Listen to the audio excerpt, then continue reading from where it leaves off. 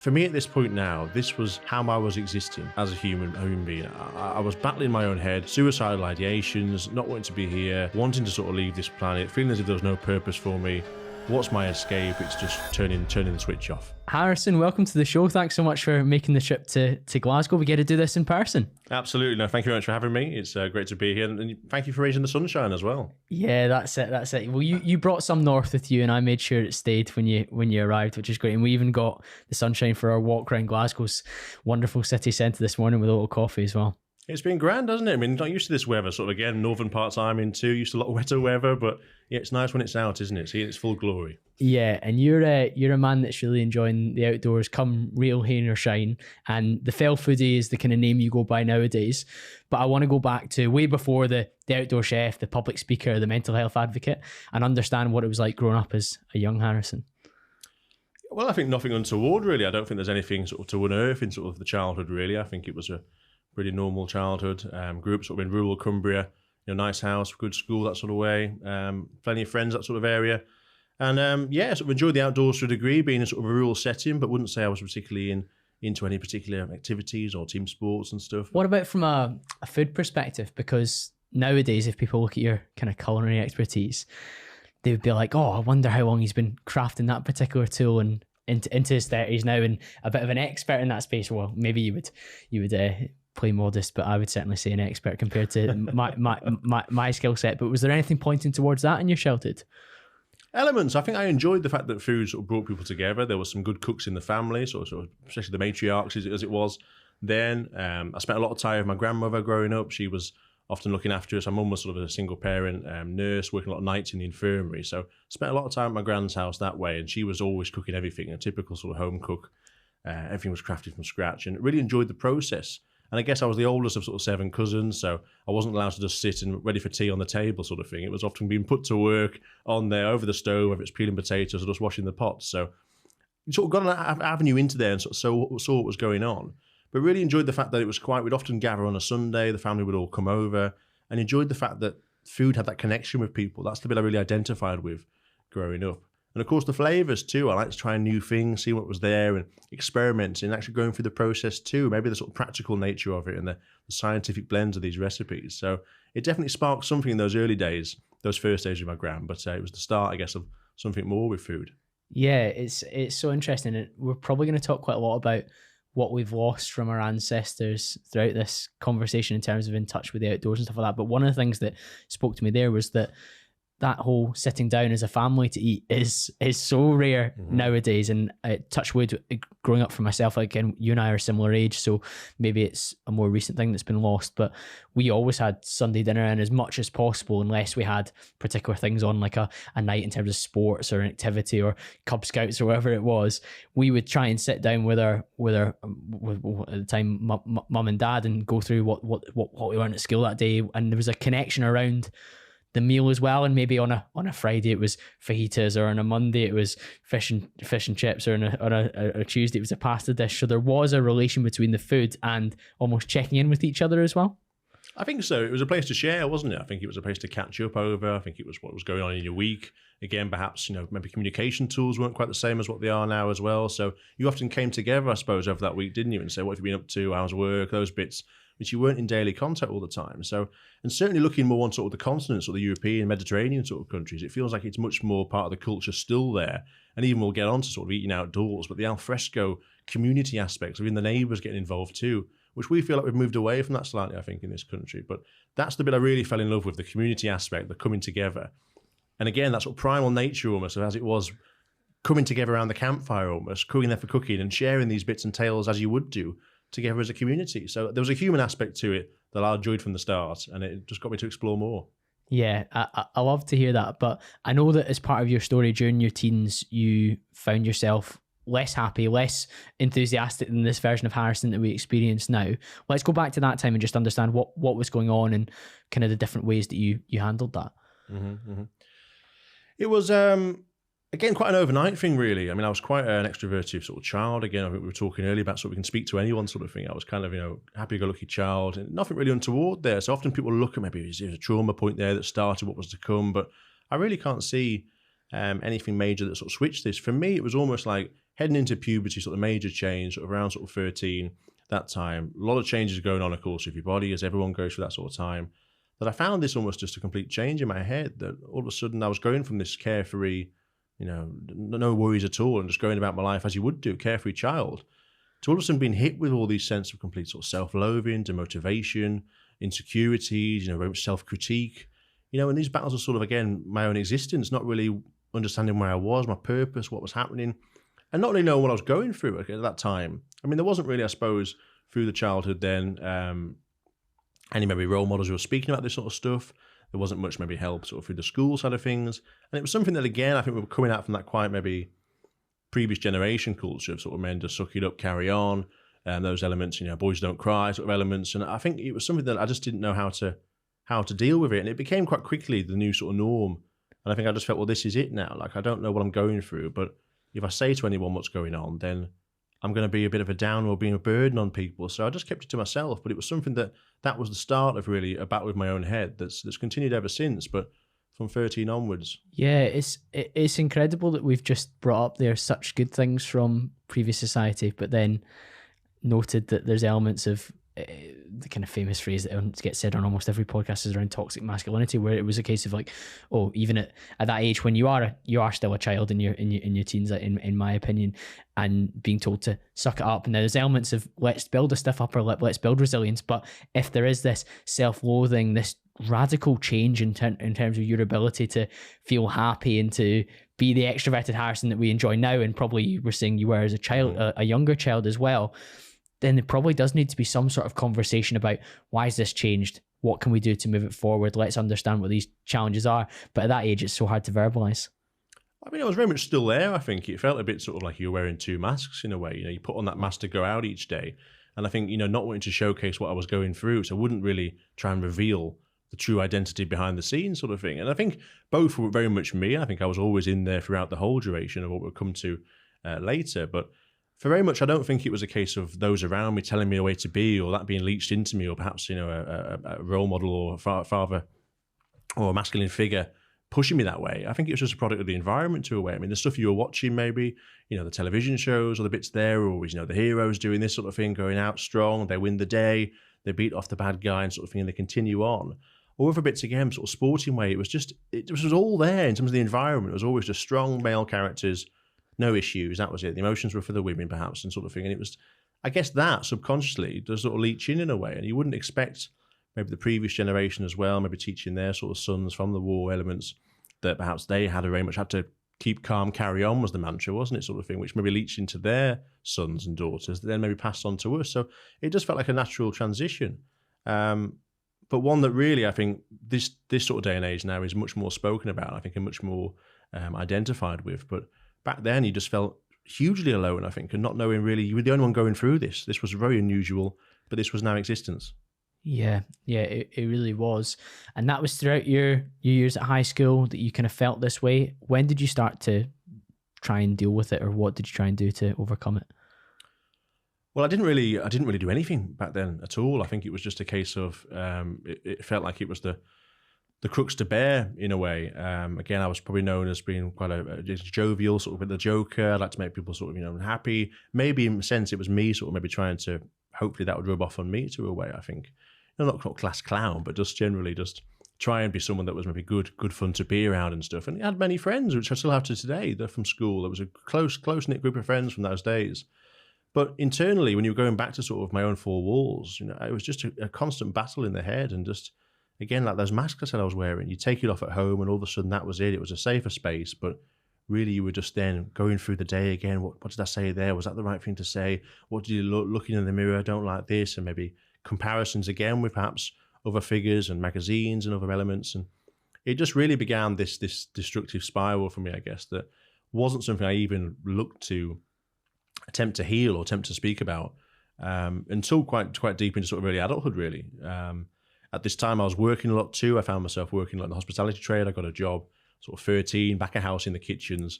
Although food had been that sort of initial interest, it certainly wasn't something I pursued as a career. It was just, you get a Saturday job, that's kind of what you do. My mum, again, single parent sort of way. It was helping to get a bit of pocket money for myself to do what I like. So into work, and that was it. And again, I enjoyed that culture. I was quite an old head, young shoulders, would happily talk to the old boys in the pub and various bits, enjoy hearing their stories, what they got up to, and just basically behind the scenes, washing up the pots and pans, I guess. And that led on to maybe more waiting on when I got a bit older in the hotels, into cellar boy activities, and then at 18, becoming obviously legally obliged to be able to dispense alcohol behind the bar. So a natural transition into now front of house role. And this was really the point for me too, obviously going into that maybe adulthood point. And 18 being such a kind of critical, culturally switch on this island for sure. It was my first introduction really to alcohol. And I wasn't someone that, was hiding down sort of the bit, I guess, down the park or at the bus shelter, sort of drinking in my teens sort of thing. I was quite, maybe didn't really adapt too much. I tried little bits with my mum and dad, but wasn't really something I strived for. I was much more interested in sort of keeping up with my football, really, football scores and stuff at home. But that sort of life there, again, being behind the bar, meeting those people, and then enjoying a drink after work, initially was very social and kept me out of my own head. Because always when it was going back to just me at home, that's where the problem sort of started. When I was occupied, it was kind of okay. Things were there. So finding something, keeping it busy almost. But then alcohol, I suppose my tolerance was very poor. I was 18, just starting off drinking, as we all do, that cultural change. It was 1, 2, 3 pints, heading home, absolutely bladdered, that sort of way. But quite like the sensation it gave me, that freedom, that sort of almost shutting the head off, that lubricant that we have socially these days. So that became quite an addictive sensation, I suppose, early on, something I wanted more of. It was escapism that early on? I don't think I identified it that way at the time. I think it was very much, again, it felt very cultural. It felt very much a natural transition. I'm 18 now. You go and get your first pint at the pub. I'm now with the men. Here we go. This is what we do. And again, there was still that element perhaps as well. Matriarch women cooking at home in the kitchen, the Sunday dinner. We all go down to the pub. That was quite ingrained in that sort of generational culture. And it felt very much something that's the natural way we do. That's what we do now, 18. We head out. Everyone else sort of catches up. I was one of the older people in my school year. So friends have caught up later on as they got 18. And quite quickly, I enjoyed that lifestyle. I enjoyed going out. I made new friends in that sort of environment, worked more and more in the pub, and began, I suppose, to seek more opportunities to go out, because really, I was now getting this sensation from this liquid that was allowing me to have that freedom that I had before all this started, sort of at the 13. So it was something that I think was beginning to become something that was going to have a key part in my life for a longer period in my life, but wasn't really aware of it at the time. Yeah, at that point in time, particularly as you're saying, when you finish the hospitality shift, it's natural that the staff have a drink or two afterwards. So you partaking in that is nothing out of the ordinary, but it's maybe ticking a different box for you than you maybe realized at the time. Like you say, it was, oh wow, I feel a little bit better after this. When I go home after the shift, when typically maybe I would have these challenging thoughts, and you were saying comparing yourself or analyzing things that you said, an element of self-loathing, that kind of disappears if you go back with the Dutch courage that you've just instilled in yourself, and you go back and maybe you go to sleep. Whereas previously you would go back and you would ruminate. For sure, and always an active mind at night as well. I mean, I think I mentioned yesterday, I'm quite the night owl sometimes. So that polar was opposite to me. Yeah, I'm useless anytime after 9 o'clock. It seems to me that's when I just come alive. It seems the thoughts all come into play there. But I've never had a problem sleeping, to be fair. Though I can sleep anywhere. I think, I'm sort of a bit of a rubbish superpower really of mine, I think. But still very much an active mind at that time. But that sort of slowed it all down, as you say, as what the alcohol side of things. So it became something that initially was 1 or 2, was then heading out more regularly. I was meeting friends in that space, peers, colleagues that were working in that environment. They'd then be saying, I'm finishing my shift Wednesday, you're coming down, lived in the town. So I ended up walking down. And before I knew it really, I was going out most nights of the week, sort of down to the pub. And of course, my tolerance was building at this point as well. So I was more exposed to this substance. What was 2, 3 pints was now turning more into sort of 5, 6, 7. And then by sort of about 19, I was still studying at the time. I did an extra year at school and the college, some more A levels. And by that sort of age, I was going out most nights of the week, and I was regularly known as quite a heavy drinker, big drinker. But again, that was that male bravado sort of thing there. You didn't want to be known as a lightweight in sort of the male culture. So I was known as a good drinker, hollow legs, off we went, and just he can put it away, that Absolutely. Kind of chat. Yeah, which again, it's all ingrained in the culture, isn't it? I think all the time, heading out straight away, how we almost belittle the fact that it's like you can't drink as much, we don't want to drink. Maybe less so with the next generation coming through, but then it was still maybe in the country, the rural element as well. It was very much something that was a natural activity to move towards. So by this point now, I think I was experiencing what I saw was almost a bit of a medicinal help now with this substance. It was something that I enjoyed the sensation it was giving me. Obviously, my tolerance had grown, so it was taking longer for me to get to that period where I wanted to be, which was almost that shut off, that happy medium of being in this ethereal sort of state before we then teetered over the edge and went into almost oblivion.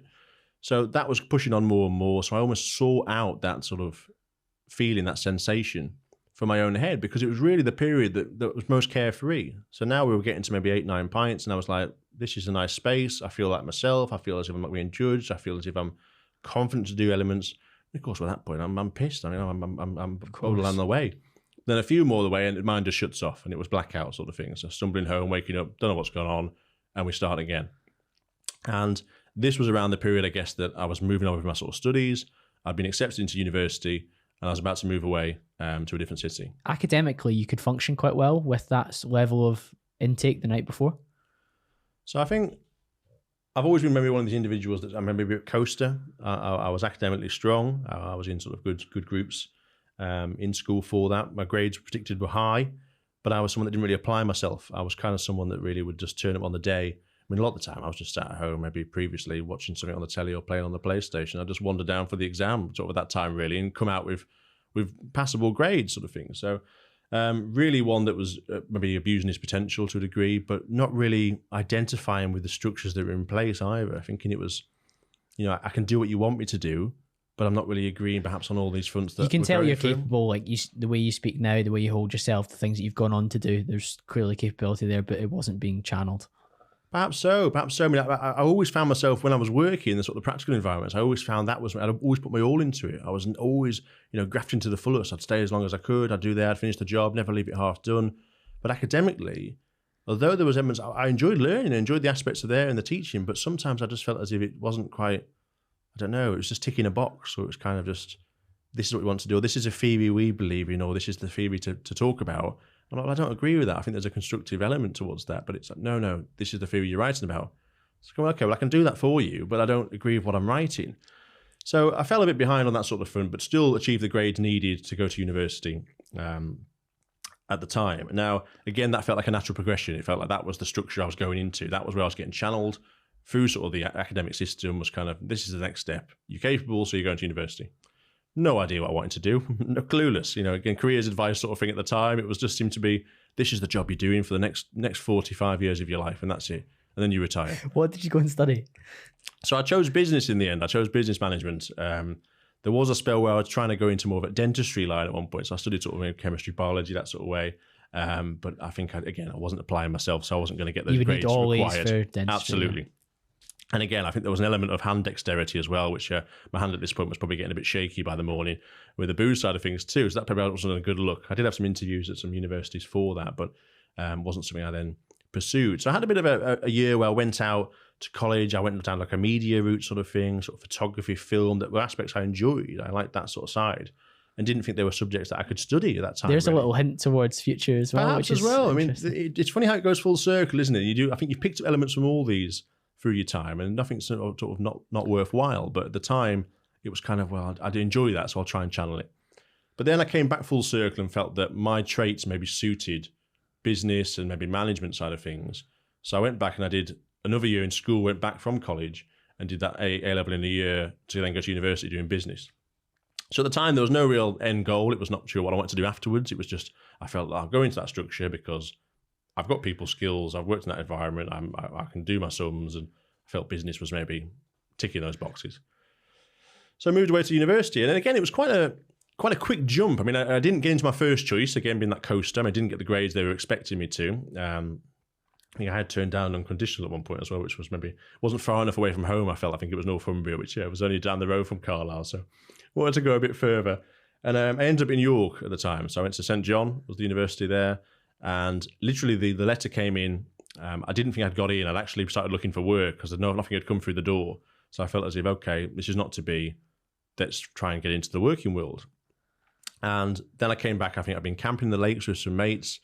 And I got back and there was a letter on the doorstep and said, you've got in. The course starts Monday. This was Friday. So literally, I went up to my mum and said, I've got in, and again, kind of took it in its stride. I'm not sort of, maybe I've always been that kind of character. I'm not sort of exuberant about this news. I was kind of like, oh, this has happened now.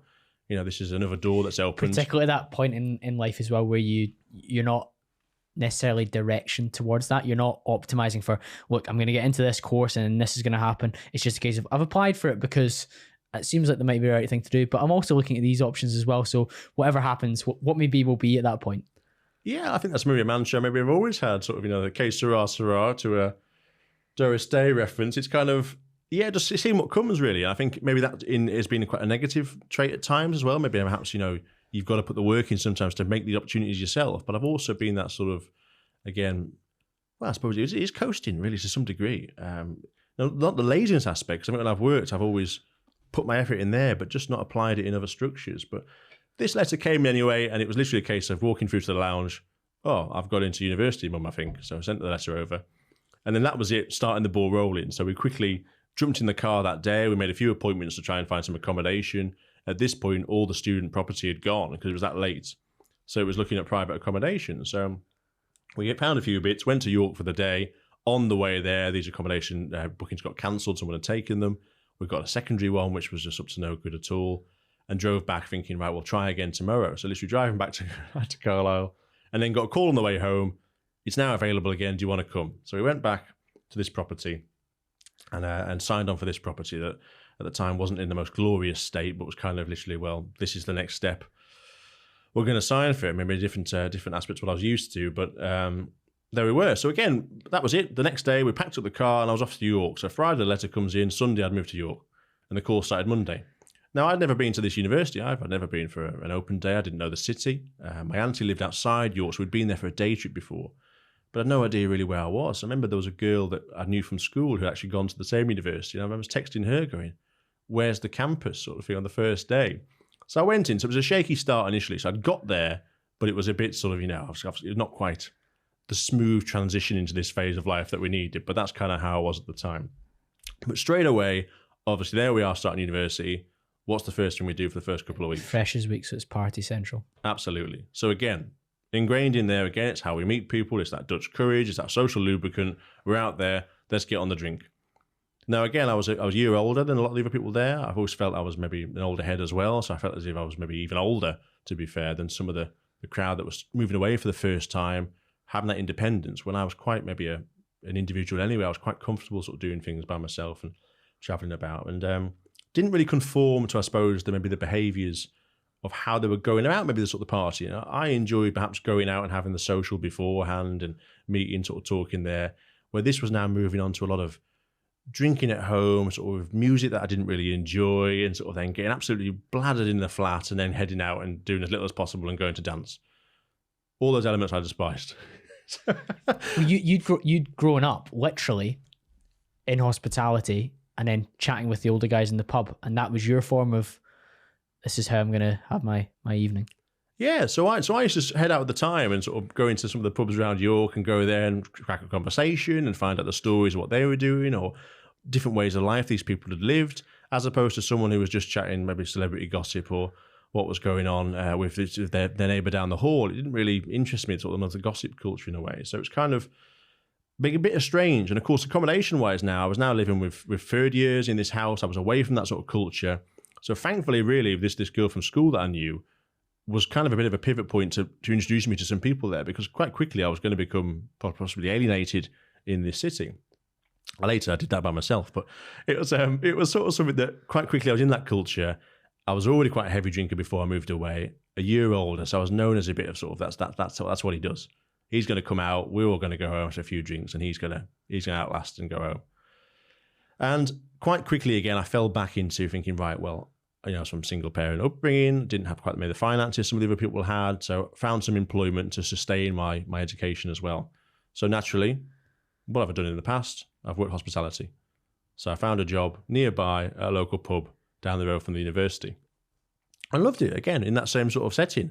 Enjoyed the people I was working with, enjoyed that aspect. It was applied, it was practical, knew the task in hand, and it was earning me money, which was then fueling me to go out and socialise. Of course. But of course, I'm meant to be studying during this time as well. But again, I'm maybe not applying myself too much. I'm sort of being a bit lackadaisical on it. I've turned up to this course that I felt was pretty much just the A-level reboxed, but now basically a couple of hours touch time a week. Was then told it was all online, was quite savvy with my sort of tech. So I just felt, well, I can just access this when I want, so I don't need to come in. So I stopped turning up really. I'd still meet the gangs for the social afterwards, but just didn't really turn up for that, just worked instead. The university, of course, maybe didn't like this and sort of said, well, you should be attending. And I felt, well, I'm paying for this, so sort of it's my choice, isn't it? But maybe a bit stubborn in that aspect, perhaps. But it was kind of, at this time, my lifestyle was getting a bit out of control, and maybe my early mornings certainly weren't happening. Again, night owl. And so I was missing a lot of the studies, and it was falling by the wayside. I was beginning to coast, but I wasn't now beginning to be able to catch up. But again, academically, I was doing okay. The coursework was going in, we were getting good grades, and it looked as if I was going to maybe squeeze through this stage as well, and then into employment, and off we go. But quite quickly, really, the alcohol side of the life that was still being used medicinally now was beginning to become more of a poison for me. So you had the kind of, just before you went to uni, 8-9 pints, you were hitting this point where you felt that escapism, that medicinal effect, and then obviously any more than that, you would black out and sleep till the next day, and then we go again later on that day.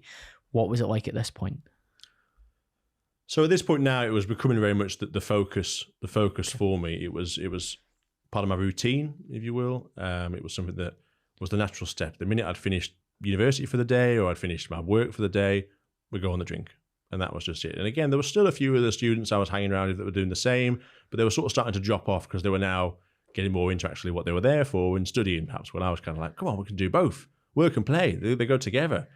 Never really been good at balance. I think you'll get that theme throughout this. And so quite quickly, that was sort of the case. And then, of course, university aren't getting too happy because I'm not really turning up. And there's a particular friend of mine, Josh, at university, that we were kind of doing, we were different courses, but we were almost the same bit. We'd head out all the time, always out and about in sort of student union, but then not turning up for our classes, waking up and going, oh, that's it, we've missed another lecture for the day. So I got pulled in, basically, by the university and said that, look, you're not turning up, what's going on? And I sort of basically felt as if I wasn't perhaps getting channeled sort of the right way. I felt as I wasn't really feeling as if I was, I don't know what the word is, almost... stimulated? Yeah, absolutely. I think it wasn't quite touching me there. And then also, I was still suffering in my own head daily behind the scenes that there was one way to shut that off. So again, the logic there for me was kind of, well, I'm not being stimulated at university. Drink is kind of shutting my head off at night when I'm overstimulated and my head's really destructing. The job is funding that. So therefore, that's the priority. That's funding this vice. By which point now, I'm known as quite a sort of daily drinker. I'm hanging out of these groups. I could be in the pub sort of the minute I finished the day. So if a lecture was finishing at sort of 11, 12, I was heading straight into the pub then, and off we go for the rest of the day, unless I was working. And by this point, really, I was drinking sort of quite heavy units. So I was drunk pints sort of way. I was quite slow. I like that sort of guise of being social, but was drinking sort of in excess, sort of 15 sort of pints now. Wow. Most days. I've taken up smoking at this point as well, which was something I'd never really entertained before, but again, went part and parcel with that sort of trade and culture. It was kind of... You would go outside for a fag Absolutely. With the guy you were drinking with, you would chat to them separately. Yeah, or sort of hang around sort of the smoking terraces where there wasn't the loud music, when you went sort of against the later night bars and stuff, and you start chatting, take a drag, and then I was working in the bar as well. It was a way to get a break and go out there and have it's just ingrained in that sort of working culture in that element. So at this point, university had basically fallen by the wayside anyway. It all gone. There was like an ultimatum that kind of, I took and just ran away from it, really. I felt as if at this point now, that wasn't what I was focusing on. Again, I didn't really tell anyone at home what had gone on. I was now going full-time into the sort of pub work and just trying to really sustain this balance of really was me existing in a way at this point. Now, this continued on. So I had another stab at university at one point, tried to get back and tried to maybe speak about my issues and stuff, but it didn't work out. But I was going to ask, do you think the university, you mentioned you were a paying customer, but do you think they had a duty of care to try and identify why this student is failing? Like what are the issues? Because if they delved deeper, maybe they could have found that it was becoming alcoholism at that stage. It's something I've not really spoken about before in conversations too much, but I never put any blame on them at the time. I think likewise, I'll talk later on as well about sort of the medicinal help and stuff I received, but like I felt very much that this was obviously mine. I didn't expect them. They shouldn't have had to make the statement of going, look, intervention sort of moment or bits there. It was my place to do that, and I wasn't providing that opportunity too. But I did go back the second time on appeal and tried to come back in again. I did speak briefly about something I was going through at the time, but it wasn't almost... How could you, at that point in time, could you verbalize that I'm reliant on this alcohol? I didn't mention alcohol at the time. Okay. You talked more about the depressive thoughts and the self-loathing and the challenges you had in that respect. But I didn't know it to be depression at the time. It was kind of just, I'm suffering in my own head a bit. I feel like I'm not really here. I'm kind of just... You didn't use the trigger words. It's so unfortunate that the language wasn't there that would potentially set the alarm bells ringing for the right people to get involved. And that's very wrong, because you shouldn't have to use a particular phrase, a particular set of words for people to be like, okay, we're actually going to have to give this gentleman some sort of help that he's not currently receiving. Equally, I respect that you're having a lot of personal responsibility there and saying that I wasn't actually in a position where I was necessarily welcoming the help or the intervention moment that was necessary. Again, as well, I think it just wasn't. It didn't come naturally at that point. I felt I shouldn't be speaking about this. This is not an issue that's publicly acknowledged. Sort of at the time, it was kind of, this is my own issue. There's no other way to go about this other than sort of my own day to day. I just live with this. This is it now. So I mean, at 13, I started going through this. So we were already at 19 by this point. And I have 6 years down the line of battling, I suppose, my own internal cognitive thoughts. And it was pushed on the way, and I did get back in. I mean, I had a big sort of D-Day meeting. It was all, I remember it was being a sort of scary one. My friend had a similar one because he'd not been turning up, and he was like, it's fine, it's just a head of program there, just tick the boxes and he'll be back on. Mine turned up, and it was like the registrar was there, and the head of program, there was the deputy dean was in, there was like a big room of 4, like walking into like Dragon's Den or something. And they sort of said, you've not been turning up, Harrison. And I was like, oh yeah, I've not been in. You want to come back? What's going to change? And I was like, oh, I don't know. I just want a second chance, really. And then they basically then gave me an ultimatum again of saying I've got to turn up all the time. And they did try and put me on. They did push me to a counselling element at the time. So there was obviously behind the scenes over there, but I don't think they believed what I was saying. I think they just felt I was a chancer. And I was kind of like, I'd failed, I'd gone out, my grades were good. So that was kind of what was keeping the appeal to come in again. But I wasn't turning up, and I wasn't doing the university thing. Student yeah, at all, yeah, absolutely. I was an open university almost. I was kind of just, I'll do it, I'll hand the coursework in, see you later. Didn't talk to anyone around there. Most of my friends are in the pubs now. They weren't sort of in the student gang. So they let me back in, but that quickly fell by the wayside again. So there was some help there. So again, I don't like to put down on them at the time. Perhaps there's better things now in place, but at the time I wasn't giving them the signs, as you say. So I went back into the pub trade, and we continued on. And this is where things really began to spiral deeper for me, and become quite dark.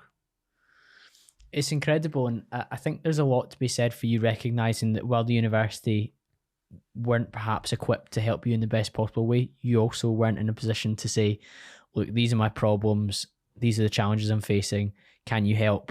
It was more, look, can I just get back in and have a second chance at this, a second bite of the cherry when it comes to academia, shown by the fact you were ticking those boxes in terms of the coursework, but clearly not present. Clearly, there's an element of that this should be spotted, that this is a red flag in terms of how this individual is maybe looking after themselves away from their class.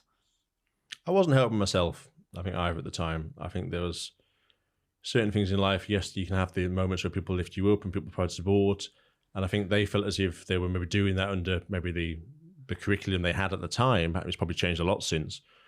But I also wasn't really engaging with that program they were putting me on. So it was kind of like, well, we're offering him the carrot here. He's not biting. So a difficult one again, sort of sticking the carrot sort of thing, isn't it really? But for me at the time, money was fueling this, which was fueling my head, which was giving me the escapism. That made the logical sense. And I sort of enjoyed that aspect and felt practically engaged in that environment. So I went full-time into the trade. Now at this point here, I'm literally known as a heavy drinker. I'm friends with the guys there. I'm in town every night after I finish work. It's starting to seep into my work life where I'm maybe turning up late for early shifts and stuff, or sleeping in, which I'm maybe still do a bit now, to be honest. It's not all drink, but it was certainly worse because I was just completely blackout.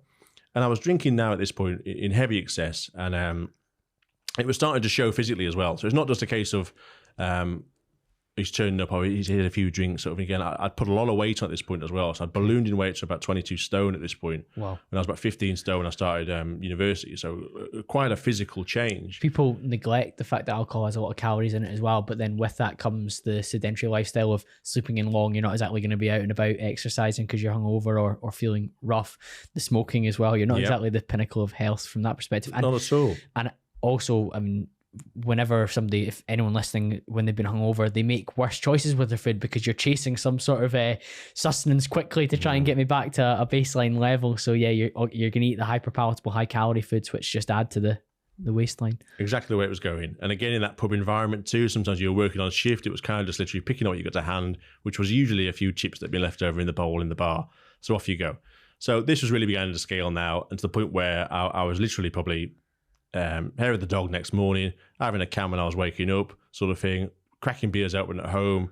I didn't really drink much at home. I was always going out. I always tried to remove myself from home because home was kind of the issue. Not a traumatic period. Again, the family life was great at home. Student life was okay as well. But that was where I was stuck in my head. So I went out and had the illusion of being social, which I was. I was known as a good conversation holder in various bits, but it was always kind of that was occupying my head. And the drinking sort of went with it as an element, which was aiding that, but also then one of the stereotypes for alcoholism is the person sinking a bottle of gin or a bottle of vodka or a bottle of whiskey in the house by themselves, which I think is so clear that that's a problem because that's just not a behavior that can ever be sustainable. But because under the guise of connecting with people and being social, you're out and about all the time, people maybe assume it's less of a problem. But when you look at the volume and the units that you were taking in and the after effects that it was having throughout the rest of your life, it's clear that yes, although I'm drinking with people, I'm maybe doing it more for the substance at this point in time than the social connection, which is clear that when you say things like, oh, I was looking to get out and away from the room where I was having these bad thoughts, brilliant. But I was doing it in a self-sabotaging way because when I was out, I was consuming this substance which was entrapping me at this point. But still not conscious to it either. This is the thing at the time. You just go. A lot of what we're doing is post-hoc rationalising. I understand of course. That.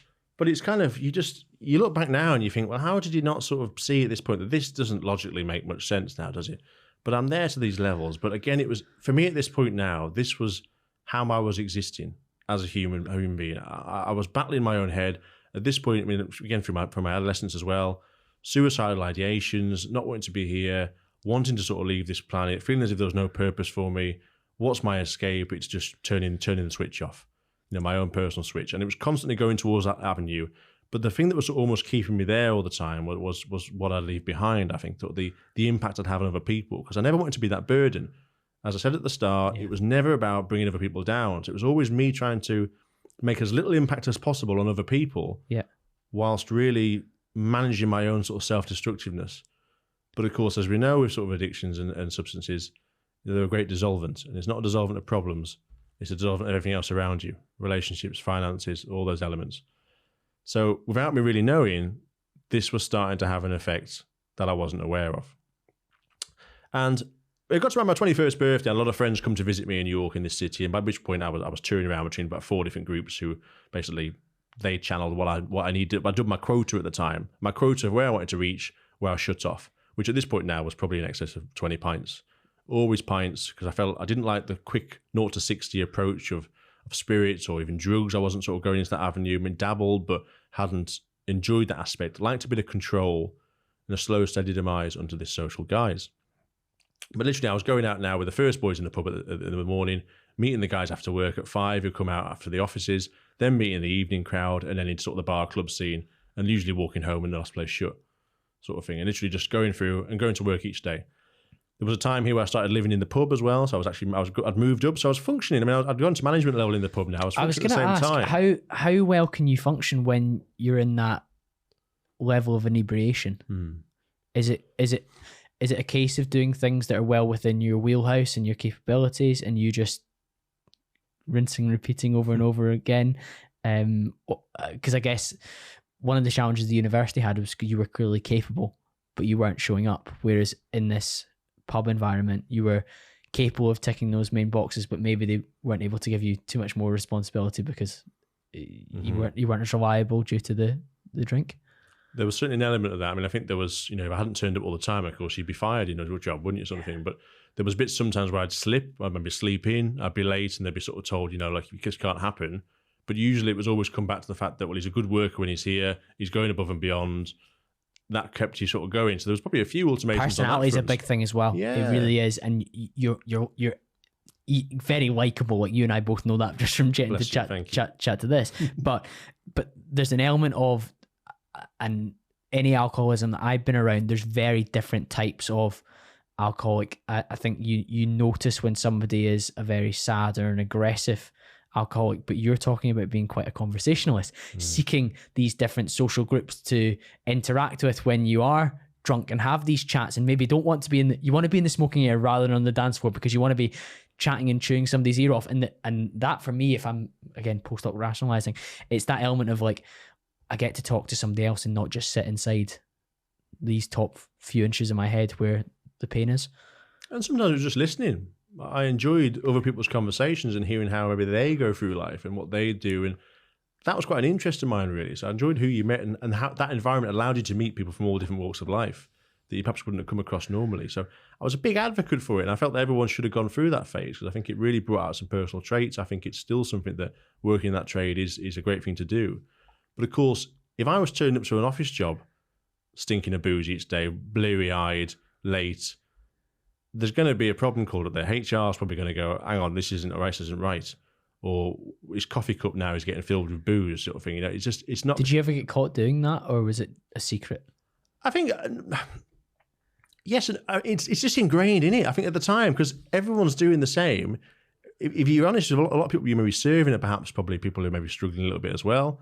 There's those that come in maybe on the Friday once a week who've got a bit more control. But the guys who are in every day, the people that have become friends and regulars, perhaps sometimes, not to my place to say, they have their demons as well. Yeah. Perhaps, some of them maybe are fine to do, but that's a different conversation, isn't it? But it's those who I was working with as well. They were all known as drinkers. We all just had a drink after work. We all had a fag after work, not to the same level. They tended to find a time to go home, but getting caught doing that sort of thing wasn't it wasn't an intervention sign. Moment, okay. Whereas I suppose if somebody in the office, like you say, the 9 to 5 comes in and at lunch they've gone and put something in their Starbucks, you're thinking, right, okay, this is a serious issue. But in that environment, when you're surrounded by it, you're just getting high in your own supply to some extent. For sure. And again, you're in an environment that smells of the stuff anyway, so you kind of hide in that sort of sense. But as you say, I think some people said sometimes that a bit like the BFG I wasn't like an aggressive drunk. I wasn't someone that got highly verbal or bits. I just got a bit sleepier, more sedated. I was going to say, how did you change? Because like I say, you see those drunks that become violent, and you know that somebody is just another few drinks away from a potential altercation. You get those drunks that, like you say, fall asleep all the time. But you were out for such a long period of time. What were you like? I think still very sociable. I think I was happy to talk to people. People talk to you. Sometimes again, they come up and you're like, well, they're a bit drunk, aren't they? The irony. And but you were fun. You were that this was your arena. You were used to having that level of inebriation, so you could probably hold yourself together for slightly longer. 20 pints. I mean, that is it's daft. It's daft. I mean, at the time I wore it like a medal, and it was. But these days I look back and I go, well, what achievement is that? But it's kind of at the time as well. I think for me, this is where the tolerance comes in. I think this is my understanding of maybe addiction too, where initially I was trying to always reach that point of euphoria, that release moment that I think we look for in a lot of avenues. I think we always want that dopamine hit or wanting to be happy. Ultimately, I think that's what it's about, wanting to be happy.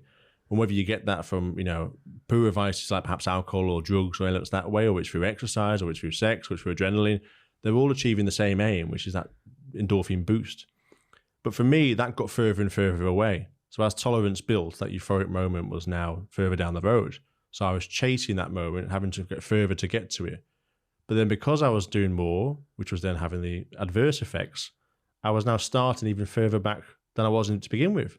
So I'd see it a bit like if you're underground, it was almost like if ground zero, I was then sort of sometimes underground. And by the time I'd had sort of 6 to 8 pints, that was me back at zero. So I hadn't noticed the effects. I was completely, what I'd class as sober there, which is ridiculous. But that was me feeling sober. And then going on and chasing that moment of euphoria again later on, which then usually goes past that point into blackout, into oblivion. And that was the cycle. And some days you wouldn't reach that level. You'd sort of carry on and chase again the following day because you almost drink yourself sober. Ridiculous really. But it was such a but I was just a heavy drinker. I didn't see myself as having a problem at all. But again, I had a lot of friends come to visit for that birthday. Again, 21st birthday, a bit like the 18. British culture once again. What do? We go out and have a big piss up. So it was a 5-day bender, which was run of the mill for me back then. And they all came to this city, and we had a great time. And one by one, they started to go home again from this city. And it began to dawn on me how actually alone I was in this city. I was working, I was very sociable, I knew a lot of people. People would wave to me in the street, but I didn't really have any close connections. You know, I classed my friends at the time were bartenders, takeaway owners. Again, the signs were there. And one particular time I walked home in the early hours of the morning. That last friend was about to go home the next day. And the reality of what I was maybe going through in my own head, I just reached a point where I just saw no other element. And I was quite reclusive at the time. So I didn't have a phone. I didn't like to be contacted. I sort of, I got in touch with people when I wanted to get in touch. I just went about my business. It's a control element again. Possibly again. Yeah. And I picked up this phone, anyway, payphone. 4 a.m. again, we use payphones now. And a payphone, I picked it up, dialed home multiple times to try and wake my mum up and wake her up in the end. And I don't remember too much of the conversation in complete honesty, but my intention of this call was to say one thing, and that was goodbye. I felt like I couldn't go on. I felt alcohol wasn't giving me this escape anymore. I was chasing that euphoria, but it was a constant. I couldn't achieve that anymore. Yeah. And I'd already battled these moments of, you're contemplating, how you did it from a very early age, sort of, on the internet there, I'm sort of searching through bits that you shouldn't be looking at that age sort of stuff. But battling through, and I felt at this point now that this was how I was existing through life, and this was no longer serving my existence. So I was turning it off. And I lived close to the train station, so my plan was just to step on the tracks, and that would be it. But I felt as if I had that accountability. I wanted to say, I couldn't go without saying something. But looking back, I think that was probably my call for help. I don't think I really wanted to do it. I was that blind drunk at the time. It was kind of, my head's going, this isn't right. There's something holding you back there going, you've got to tell someone. And I was whisked back home to Cumbria anyway. And this really should have been the turning point. I was put in front of my family doctor, who we knew quite well. I'd spoke about what had gone on. I mentioned when I was drinking, but again, didn't see it as an issue. I was a heavy drinker. I was a good drinker. That's it. It's just what I'm good at. Big lad, fine. Yeah. Rugby lad culture sort of thing, maybe. Blokes as well, maybe. Again, young bloke, young men. That was maybe sort of somebody else going out doing that. It would be seen as that's not quite right. But it was one there, and there were some avenues explored. But again, I felt as if no, they're not the right avenues to go down. I'm dealing with this the way I can deal with it. This is just my crux to bear once again. So I booked a ticket back to York. The next I went back for a week, went back to York, and continued this exact same life path for another 5 years. Now, almost annoyed that I'd let someone in, annoyed that I had a chink in my armour. I've revealed that I'm not quite mentally strong. Yeah. A few friends knew, my mum knew, that was a couple of family members. There was a weakness now, really, that I felt it was at the time.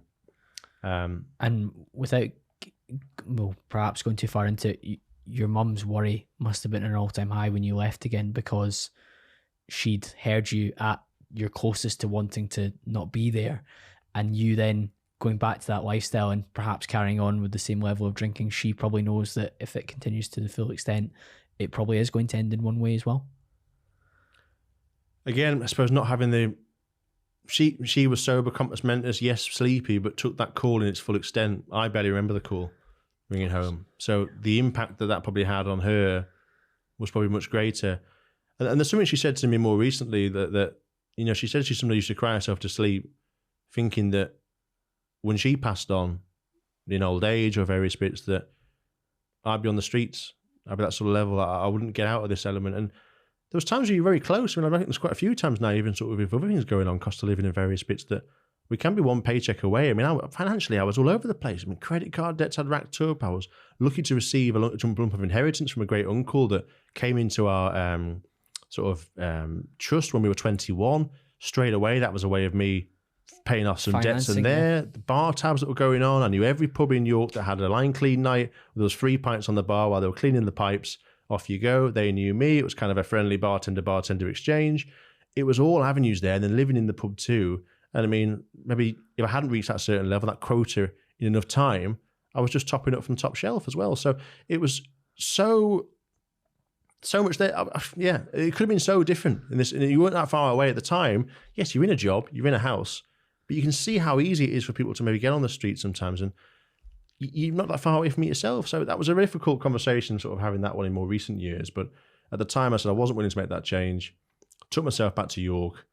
And it really wasn't until I ended up in a relationship that things maybe began to change for the better. How did the relationship change things? I mean, it was something I always wanted. It was something that I'd longed for, I guess, sharing the sort of experiences and things with somebody else. But I was already in a relationship at the time, and that was with alcohol. And the two didn't really coincide, but I wouldn't allow them to, in a way. You know, I worked quite unsociable hours in the pub trade. Again, another thing in the hospitality trade. It's an industry I've got utmost respect for, but there's some elements perhaps, you know, these are common themes in this environment. She was 9 to 5, Monday to Friday. So I could weave this lifestyle in and around. You know, I could have days where I'd work early doors. I had a long stretch into an evening shift the next day. That was the big one. You know, we're going to really hit it there. And then turn up to her house, you know, later each time, inebriated. You go, you had a drink today? No. You have, haven't you? Oh yeah, I've had 2 or 3. I'd had 8 or 12. You know, it was kind of just lies, little lies at the time that were just white lies. They weren't you can't build something loving and trusting on that basis. Force of your likable personality aside, very, very difficult for her to trust in you that way. And I was still in there as well. It's kind of like, that's the thing at this time. It's sometimes people think it's, you know, Jekyll and Hyde, but it's like, I'm still who I am. I was just clouded, you know, perhaps, you know, and dazed by this solution. And as the relationship went on, got more serious, obviously the lines started blurring more. You know, there'd be little arguments here and there. That the way to counteract those arguments for me was always to go straight back out on the piss and forget about it. So I'd run away basically each time, run away from it. And one particular night, after a particularly heated argument, I'd gone out into the town and I'd acted unfaithfully. I'd gone out and I'd snogged someone else in this bar. Again, completely clouded of judgment, really. And again, it's still a difficult point to sort of analyze now, because it's just, I can't understand why I did that, because again, the lying I was doing at this point, you know, the deceit, the disloyalty, they were traits that they were ingrained in me. You know, I wasn't that person. That's not who I am. And rightly so, this was, of course, the end of the relationship. It was discovered, you know, a huge sort of, you know, emotional argument, breakdown, traumatic. And at the time, for me, it felt as if this was now a realization of how much I'd changed, how much this solution, this vice, this liquor, I was changing who I was as a person. You're acting completely out of alignment with your values, because you're like, I wanted a relationship, I wanted to share these experiences, I wanted to be there for her, I wanted to be a positive influence, but then you do something that's completely away from that because of this. You're almost not yourself. And it was losing something I loved the most at the time as well. It was my own, completely my fault, my own actions. You know, I had to be accountable for that. You know, but again, it was almost like you were getting a puppeteer. You were getting channeled on the strings by something else, almost possessed, almost in a way. And it was something from that initial moment that obviously was a huge breakdown for me, an absolute, you know, rock bottom, losing that. And I felt that was the day, really, 6th of June, 2016. That I came to terms with the fact that I was an alcoholic at this point. And I suppose initially I was trying to win her back. I was trying to win this partner back. I vowed to sort of, you know, I can change. I can do the usual sort of stuff. I can change. I can be different. Heartbreak's a hell of a motivator. 100%. And of course, you know, for her as well, I think, you know, obviously completely broken as well. I mean, again, I never wanted to be that burden. But now, look, it's now hurting those around me deeply now, what I'm doing. And really, it's just no way to go. So I vowed to leave it from my life at that point. I remember going to work the next day, completely sort of disheveled. You know, I don't think I'd gone out that previous night, because again, I was vowed to sort of quit the booze. And I did the breakfast shift, and my boss looked at me and said, "You don't seem quite right today." And I just broke down in tears in front of him. It's again very out of character. I wasn't an emotional person. He said, "Go and take a minute outside." There was a lot being stifled at this point, though, wasn't there? Take a minute outside. That minute was about 7 hours. Sat outside, just staring at the wall, again, just contemplating where I was in life. What was going through your head? I don't recall too much, really. I think you were just analysing your actions, who you were. In fact, I felt compromised as an individual, the hurt I'd put on somebody else, and the things that go with that, I guess. You know, the life we were making, we were just signed to move into a flat together. You know, I was on this path, I enjoyed this city, and it was all going, it was all gone. And again, I'd almost been opened up now and exposed to everybody else. And my colleague John walked out. He came on shift to do his shift later on, and he came out of a pint glass and he said, "Yeah, I'll get this down here, this will sort you out."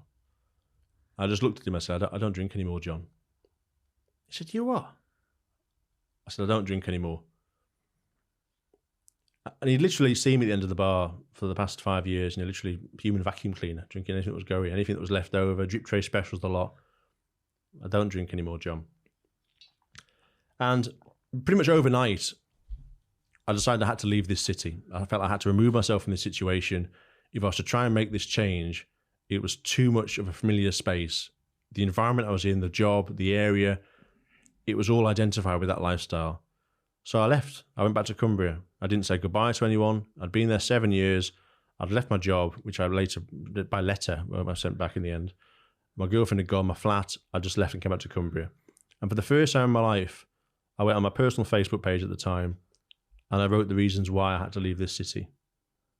Coming clean with the mental battle I've been facing for all these years, the subsequent alcoholism on the basis of that, and what I'd done to someone that I loved dearly at the time. Such a vulnerable moment. But I felt as if there was no other way to go. I was completely at rock bottom at this point. It was literally, there was two ways to go, and it was either up or it was complete shut off again. This is the moment. So what I had to lose at the point, I felt I had to be accountable. I'd done wrong. That was the right thing to do. My hands are up. Now, the support I received back from people from that moment, I'll never forget. It was just the comments that came in, the phone was ringing, people sort of, gathering round, and friends that really I was lucky to have in my life at this point. There would have been moments where they'd almost said, ultimatums, and we're not going to see you again if you keep acting like this. And I was close to those moments. And you do see this as well in addiction, where people get to a point that unconditional love does run out at a time. And it's a very, very hard moment. And I'm very thankful I didn't reach that point. But the people that lifted me up afterwards, I wouldn't be here without it. Honestly, it was just phenomenal. And friends started turning up my doorstep. And I literally, to try and fill this huge void in my life now, I felt I have to fill this with something. Well, look at the time you've got back. Oh, days. Days, weeks. Literally my whole day. So sort of, that's what I'm doing. We were joking when we were chatting this morning that I'm big into elective sobriety, so I don't come from a place of having an addiction to alcohol. But one of the key metrics or some of the key metrics you get back when you reduce your alcohol intake: time, money, calories, headspace, for me anyway. And you find that weekends are an awful lot longer if you don't have a hungover Saturday. So extrapolate that out to the mass scale at which you were behaving and what was happening to you. The amount of time that you have to fill could almost be a negative, because you've got this missing part of your identity, this missing part of your character, this missing part of your day, this missing part of your week, this missing part of your life that needs filled with something positive rather than negative. And I'm glad your friends were there to help you do that. Me too. It was a huge moment of turning, really. And it was kind of, again, family were there as well. And initially I went to my auntie's house just outside York, because my mum was actually away on holiday at the time. So I didn't drive anything at the time either, so I had nowhere going anywhere. And I went there. God you didn't drive. I always have the limit. So I hadn't passed my test at that time, so for good reason. And they took me to theirs for a week, and I've always been very close to her. I'm the oldest of 7 cousins. She's always been like a second mother to me, really. Again, she's a big cook as well, so there's always been that link there. But they took me in for a week into that house, and it was a bit like almost like a rehab phase, I guess. It was kind of, that was sort of sudden removed into a because when you go from the volume that you're drinking of a substance to none, what are the withdrawals like? So obviously, but this is a point where, obviously I'm not a medical professional, but this is something that is not advisable at all at that level. It can be very dangerous. I think even sometimes more dangerous than coming off sort of harder drugs. I think the withdrawal from alcohol, your body is so dependent upon that chemical now, it can cause major shut off. I guess it's something I didn't really contemplate too much at the time. I guess my mind was so clouded, so thinking different directions. I mean, it was all over the place. It was rabbit in the headlights, wasn't it? And, but cold turkey straight away from those days. I threw my last pack of cigarettes in the bin. I sometimes joke these days I even stopped having sugar in my coffee. It was kind of everything at once. It was, but that was kind of it. I think there was so much going on. There was distractions and bits, and some of that was the sugar in the coffee thing. It's like a performative action, throwing the cigarettes in the bin, pouring away the drink, or moving away from the city. It's I don't want to say a death because we've just spoken about how close you were to potential suicide, but it was a destruction of a previous version of Harrison, or a part of Harrison that needed to go, like the part of Harrison that acted out of alignment in terms of being unfaithful, the part of Harrison that was not turning up for work, or when he did, or was sneaking drink at work and just constantly, that needed to be destroyed. So like you say, going away and going cold turkey, perhaps from a medical perspective, very challenging, but from a symbolic and a change of identity perspective, quite important in the story that's to come. I mean, there's a quote I love that sort of sums that up, saying sort of whoever I had become had to die. And again, it was not die in the sense that obviously I've spoken about before, but that character that was almost in play, and that sort of that phase, that chapter of the life was closed. And yeah, it was very much something that I tried to, the withdrawals were definitely there. I mean, there was all sorts of cold sweats from almost hallucinations to sort of banging headaches to lethargy to all sorts, and pining for it and thinking, that's the easy escape. And this was constant. And again, sort of cigarettes, wanting a fag, that sort of way, this, and just really wanting that moment of shut off. But feeling almost, I suppose in a way, almost like trying to punish yourself. You're accountable now. This is the pain you've got to feel, sort of thing. But fitness was kind of the thing that I started to throw myself into. So at first, I mean, I choke now.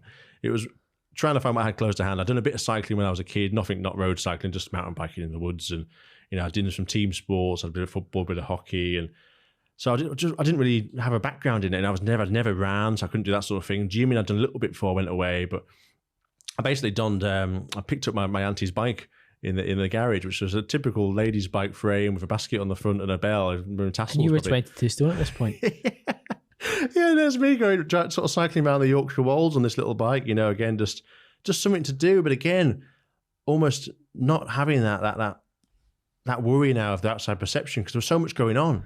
There was a channel. There was a new carrot now that was much more. I was much more engaged to chase. And it was this partner at first. When that was the initial stages there, and heading to the gym, and when I returned home to Cumbria, again, it was little walks out there, and friends started turning up on my doorstep. With particular friends, sort of Andrew, Craig, sort of Toby, Chris turned up, sort of thing, and they were like, let's go to the gym. Let's do this. Let's go for a walk out here. Let's go out for even a coffee, sort of thing. It was all little situations, not around alcohol. And one friend then turned up on my doorstep, Ryan, and said, we're going to go for a hike. Now, at the time, I knew nothing what to expect. Again, I was a completely lethargic lifestyle, as you touched upon before. And I didn't really have any equipment. So I'd never been hiking before. I mean, I lived so close to the Lake District, but I never went out. I was just complacent. It was just hills to me. I wasn't bothered. And I put on what I had to hand, which was, an old sort of jumper I'd wear down the pub, and some pair of swim shorts I think I had, and just these old scabby trainers that probably much grip as a pair of bowling shoes, really. And he took one look at me and said, you can't go like that. The state of you.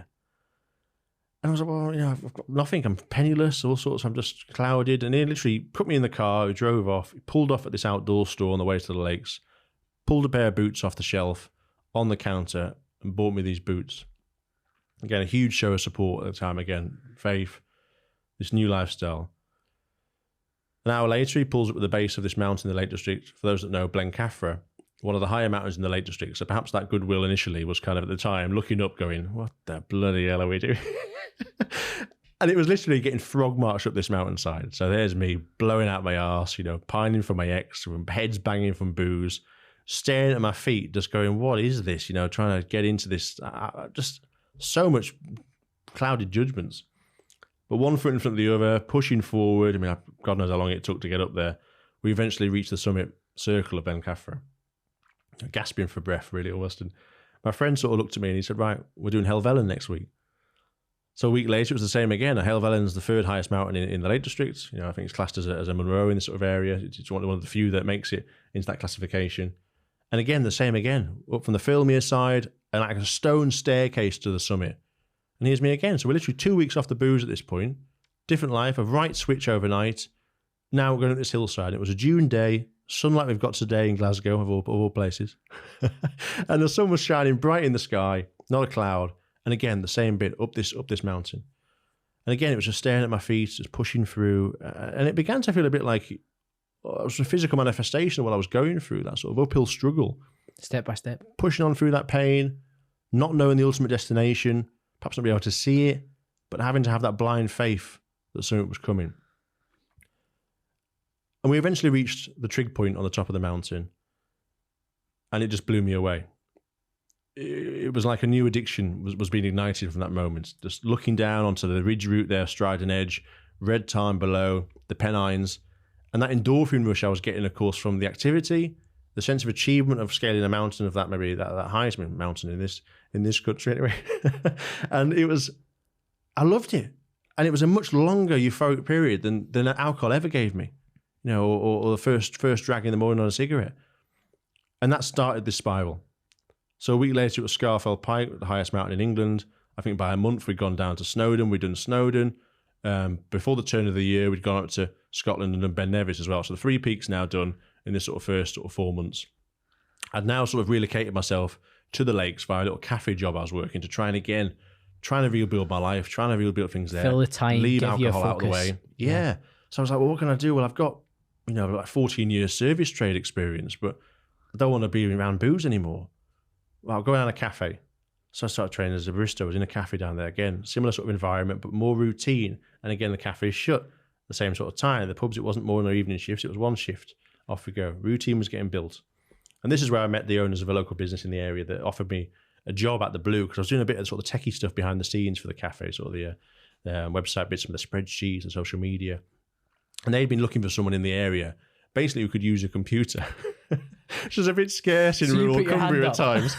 A bit scarce. I mean, the skill shortage is definitely apparent. And they basically went, well, we'd like to offer you a job. And at the time I was going, no, I don't want that. I'm not sure what I'm doing. I'm not settled here. I've got a goal. And my goal was to go back to York and get this partner back. That was my goal the whole time. Like I said, heartbreak, it can be a hell of a driver, and thankfully it put you on a much healthier path again. For sure. I mean, this was my Rocky IV montage moment. This was it. You know, I was playing in my ears and the headphones as well. I mean, I know one of your previous guests, Fergus, always goes on about how he doesn't like music when he's going, but for me, it makes me feel like I'm in my own movie. You know, I'm in there. I was running in, sort of going there. It's sort of last of the Mohicans and all, but exactly that's it. It's maybe that God complex or ego sort of coming into play there. This was maybe the euphoria of all sorts of things coming in at the time when it was a strange period. But so I ignored that job at first. Later to come, that was to become my job and settled me in the area in various bits. But at the time, it was channeled in this new direction completely. And that hiking then suddenly began to change into running, which at the time, I couldn't run a bath. You know, I'd have absolutely laughed you out of the pub if you said I'd ever be going for a run. You know, I'd probably have said if you're going to a mountain, I'd laugh you out of the pub. But here I was then sort of going, right, okay, let's go for a run. So 1K became sort of 2, 3 became 5, 5 became 10. And by the turn of the year in December, that same friend had said, do you fancy a marathon?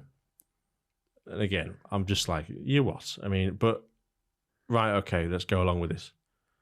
And there we are, May 2017, lining up at the start of this marathon and crossing the line. And it was just this huge, almost redemption feel. This is 11 months on from that date. I don't drink anymore, John, to this, and almost that sort of 26.2 miles, previously being 20 odd pints. It was just a huge sense of redemption and almost one that perhaps maybe I couldn't comprehend myself at the time. But for those probably who knew me on the change point, it must have been so bizarre. Seeing that absolute right turn. I mean, completely different person. At this point, I was coming up to a year sober, hadn't touched a drop. I'd lost all that weight now, so I'd lost about 7 stone by this bit here. And again, wasn't smoking and was living a completely different life path now on this new channel.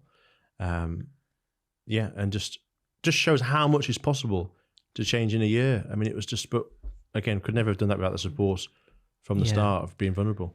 Yeah, that vulnerability piece is massive, and of course, it raises questions about, could I have done this earlier? Could I have made this change? But it took a kind of second compounding moment after your 21st to be like, look, I need to get off this path. I need to make this change. And then once you made that change, things accelerated so quickly to the extent that you're running a marathon after 11 months, that you're going up hills on a weekly basis, that you're actually enjoying the outdoors. You found another job which is more interesting for you than just the social aspect that was enabling you within the pub environment as well. It was a different life. Where did a different person, different life. Where did the Fell Foodie start then?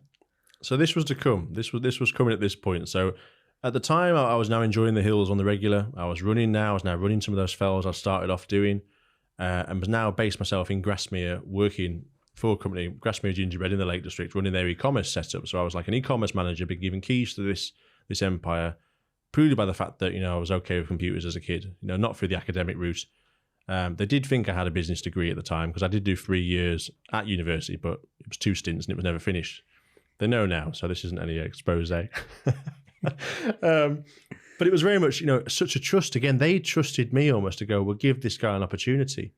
And that's what I felt like I needed. I felt like I was able, but maybe wasn't conforming to the practices I needed to be, and then perhaps was coasting at times. And, I didn't deserve an opportunity, but, like anybody else, you've got to make them sometimes. But felt that if someone did entrust me, I'd repay that.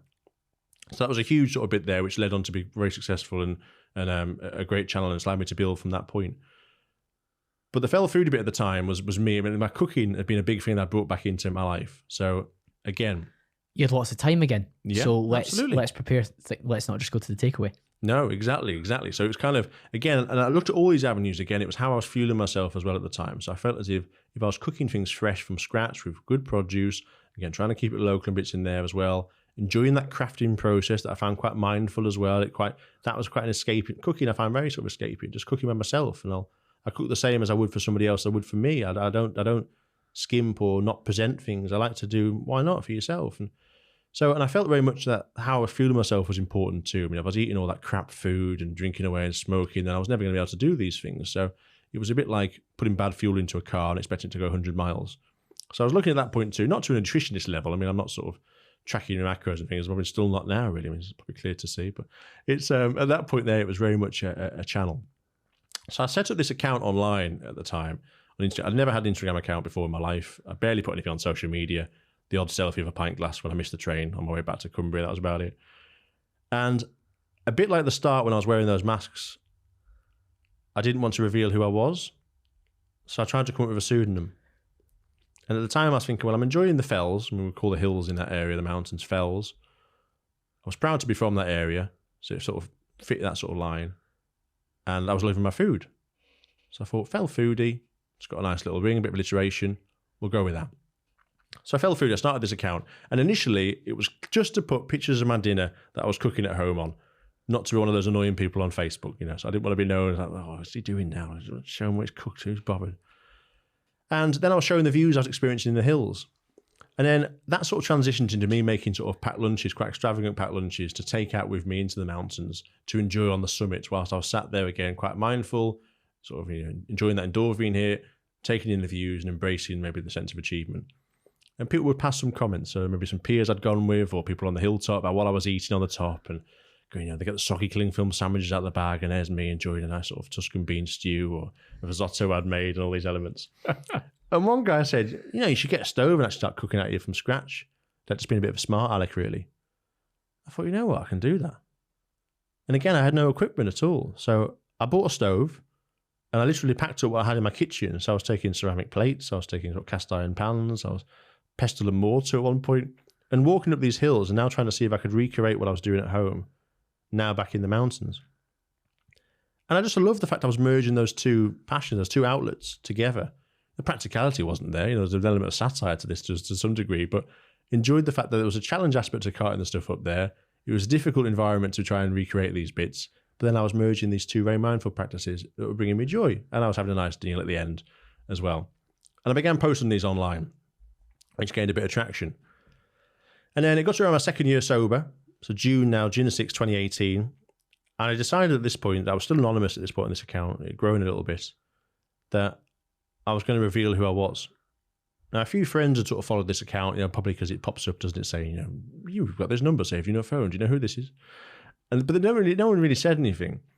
And I decided to share in the entirety what I'd gone through, what I now know to be depression, diagnosed clinical depression, from that early age into sort of the subsequent alcoholism, the breakdown, the cheating on the partner, the whole thing completely raw and honest in its full form online.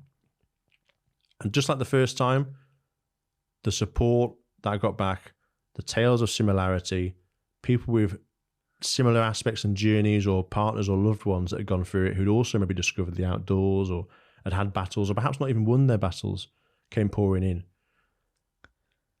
And it was so humbling, so empowering, and just felt freeing as well, just revealing this for the first time now to strangers, like really, a weight publicly. lifted.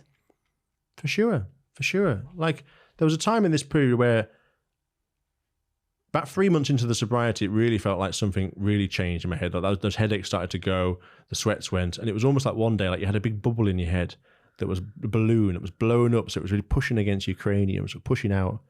And about literally 3 months in, someone just got a pin, popped that balloon. And again, like revealing this sort of thing at the time, felt again a bit like that, just taking that heavy rucksack off, just, I'm me now. And it led on to some opportunities. I mean, again, some guy wanted to sort of share this on a little local media platform. A guy from local news who ironically I'd served in the pub at 18, worked for the local news station, said, can we do an interview on the television? And I was now speaking openly about this story, my inner battles, my inner secrets that I wouldn't have told myself in the mirror, now to these major platforms. And it was just beginning to build. And I think for the first time, I was beginning to sort of get a bit of a sense of purpose as well. I think using this sort of story, not for sort of self-gain, but kind of as a way to make those struggles more worthwhile. The fact it could help somebody else, and seeing that kid who was back there in the assembly at school, not knowing what he was going through, staring at the walls, and you were providing that moment of similarity, that you're not alone in this, was something that really, really endeared me. Yeah, I can see the passion behind that. And quite often when it comes to content creation, or even just the values you live by, try and be the person that you needed, can be quite a useful framework from that perspective. And I think you're doing that very, very well. But yeah, I just love that you're now pursuing things that you care about. And it's funny that the food element comes back in, as we were talking about at the start, to now be something that you're pursuing. But the Fells was just completely new to the fact that you were almost ignorant to like what mountains were which and which ones you were going to go up. But now you're obviously just so inside that community. Yeah, well versed. I mean, they all sounded like craft beer names to me at the time. I didn't really know what they were at all. I mean, I didn't mind my geography at school, but I couldn't really, other than the highest ones, I didn't know what they were. But it was, it was now becoming something. It was now another one to channel. It was now going through maybe the list, looking at sort of particular classifications. In the Lake District, we've got the Wainwright Fells, 214, trying to maybe tick those off. And again, the Munros in Scotland, various bits around the country. And it was that sort of sense of channeling different places, cooking different things on the hills, going out with different people and just different experiences that was also so fulfilling for me physically and mentally, because it was benefiting me. Activity outdoors. I mean, it's so simple looking at it now, but it's like, well, okay, I cut out these sort of unhealthy vices. I go into this. No, it's not as easy as just not blunt like that. I mean, sometimes it's easy to sort of maybe make that distinction, but this was going to add to maybe a more fulfilling life for myself, and perhaps going to aid maybe these afflictions that I live with. And yeah, it's just very much become a full lifestyle. The Fell Foodie bit now, I'm often found cooking on these mountaintops on a little camp stove, preparing these sort of restaurant-style meals on the fell tops, and getting a bit of notoriety for it. And again, as well, about speaking on my personal journey. So it goes hand in hand. It really does, because while you could have probably gained fans and followers and people really engage with your stuff through the food element, the personal element is massive too, because people are looking to understand, who is this? What's their story? Why do they do the things they do? Because it is an unusual thing to do. But when you add up everything that you've been through and the outlets that you're now seeking to channel yourself into, it makes an awful lot more sense. And it also makes more sense that it's a really wholesome thing to do, and it's not causing anyone any challenges. In fact, it's bringing other people joy or interest or entertainment. It just feels like me being out there as well, and it feels so almost human in a way as well. I mean, I didn't really identify with it at the time, but I mean, I may have touched upon earlier again, that food bringing people together, those communities, the primal aspects of maybe gathering around sort of the campfire in a community of sharing. And, we began to sort of do fire. We began to cook outdoors. That became more refined over the years into sort of, I suppose, underground ovens and clay ovens to kitchens today. And now this globalized culture, I guess, of ingredients and recipes, but taking those back out into their root of the outdoors now and going full circle, and now having the proverbial campfire in the camp stove. And I'm always, trying to leave no trace out there. I'm always respecting the environment. I'm never lighting fires in national parks. I'm using sort of controlled camp stoves, usually gas, risen up from the ground. There are no scorch marks and bits. So, but out there in that primal setting, almost like you're channeling into those yesteryears. And I think that's still something that's very much in us. And it just feels like the place I'm meant to be, and that other people are meant to be too when they experience it. Yeah, it means you're acting in alignment. And I think there's a lot to be said for going back to our roots. Is there anything else that you do that's kind of taking you back to your roots outside of the outdoor walks and the cooking away from that? Do you try and... I think there's a lot to be said for ancestral wisdom sometimes. I think a few, but I think there's certain traits that sort of pop in sometimes that you think that you can definitely align with. I think we were talking about this earlier, weren't we, about sometimes you see it in society as well, sometimes how certain mannerisms and behaviours are quite on brand for that sort of behaviour. But for me, it was just, I guess, that time outdoors, activity, sort of being out there again, community, trying to sort of maybe... Not sort of hunting. I mean, the only hunter gathering I sort of do, I suppose, is the yellow labels in the supermarket. But it's kind of enjoying that sort of what's going on, or maybe understanding your environment as well, and how to behave in these different environments. I think I quite embrace. But yeah, I mean, this time I guess it was just ingrained in me. I think there's definitely the sort of the activity side, but was huge. I mean, the fitness, I was gymming a lot of the time as well. Bits in this phase that was going alongside my sort of hill walking and the cooking. So it was very much just an active lifestyle for this stint. But of course, this all began to change really when we got sort of shut down and got locked down in sort of in the pandemic, which was the first time really the closest I'd been to back in those four walls in my own head. That's a speed bump again, isn't it? It's a potential break point in all these healthy habits when you're asked to spend more time indoors, not doing the things that you've been using. And I don't want to say it's coping mechanisms, but as outlets for your healthy expression of the true or the authentic or the happy Harris, and for to see that change again and block, that must have been a challenge. How did you overcome that? I don't think I did very well, to be honest. I think it was something that I felt quite, again, back to that initial feeling of maybe feeling guilty or feeling that, I can't show a weakness sort of thing here, and still battling with those elements of masks and stuff sometimes. But it felt as if I was in a quite a comfortable environment at this point. I was in the Lake District, where a lot of green space. I was very lucky in this setting. So what did I have to complain about? I wasn't stuck in a high-rise building in a city centre and bits, but I was working throughout the pandemic. E-commerce, of course, went absolutely bananas. I mean, the place I was working at the time sells basically baked goods, gingerbread it's famous for, and it seemed that everyone in the world wanted toilet paper and gingerbread during the pandemic. I mean, who knew? But it went absolutely bananas. So my day job went from being, generally quite okay and quite structured to working all hours of the week and 7 days a week, because again, that knowledge of computers wasn't really in the business elsewhere. So all of a sudden that was all online. It was all on me, sort of thing. So, and really it was such a strange phase. You felt as if you were working to sort of protect people's jobs. You were like, we were classed as key workers, but we were kind of like, well, we're just gingerbread peddlers. I mean, that's not really a key worker. We're not like nurses, and we're not the sort of the delivery drivers and things. But that was kind of a new routine there, where now I was doing sort of 14, 16-hour days sometimes in this place. Crazy. But also losing the outlet I had before. So the gym's obviously shut. Wasn't going to those anymore. I couldn't get into this home workout lifestyle, because to me it was always a bit like the pub. It was going to a different location. That's the activity I do somewhere else. The hills were there, and I'm staring out my bedroom window to like Wansfell and Loughrig, but the mountain rescue were then saying, don't go in the hills, because even if you experience and you slip, accidents can happen, and I completely agree with that.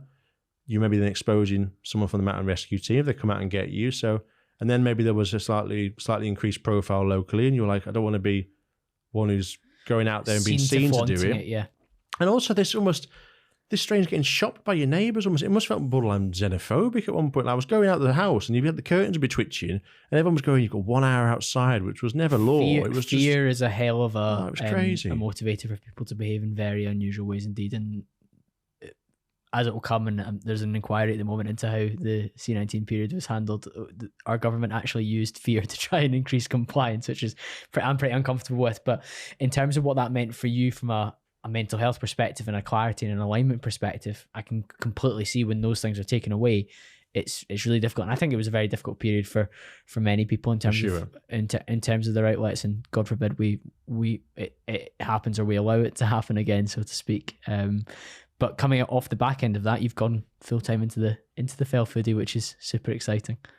It has coming out that, yeah. I think it's just trying to. I mean, the routine was probably still smashed apart at that time and trying to rebuild from that moment. But it was literally a case of a different phase in life. Again, it was very much the period that, you know, I felt as if I could go back to the drink at that point. That would be the escapism, and that would allow the days to pass quicker to drink. So the temptation was at its highest at that time, which thankfully I'm proud to say I didn't fall back on that.